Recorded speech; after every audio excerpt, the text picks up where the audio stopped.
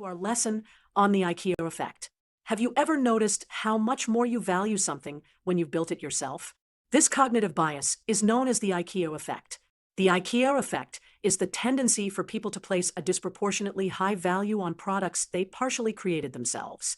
The term comes from the Swedish furniture company IKEA, which is known for selling furniture that customers assemble themselves. Let's see the IKEA effect in action. Imagine you're assembling a simple bookshelf. You start with the individual parts, follow the instructions, put in some time and effort, and finally complete your bookshelf. Because you built it yourself, you feel a sense of pride and satisfaction that increases how much you value it. Let's dive into the psychology behind this effect. The IKEA effect occurs for several key reasons. First, the effort and time you invest creates a sense of accomplishment. Second, the furniture becomes an extension of your identity. It reflects your ability to build something.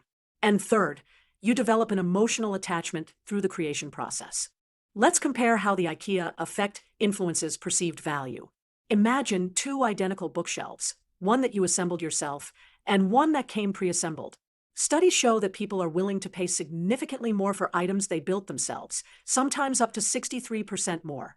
In one experiment, participants valued their own origami creations almost 5 times higher than what others were willing to pay for them.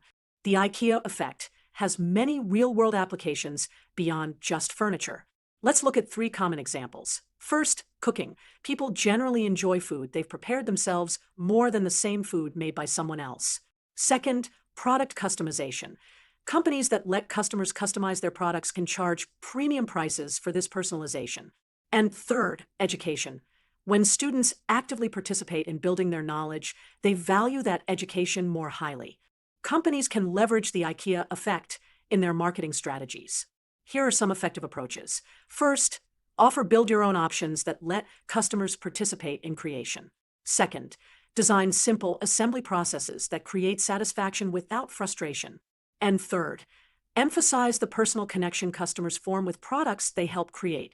Of course, the IKEA effect has limitations. The effect is strongest when tasks are moderately difficult, not too hard or too easy. The task is completed successfully.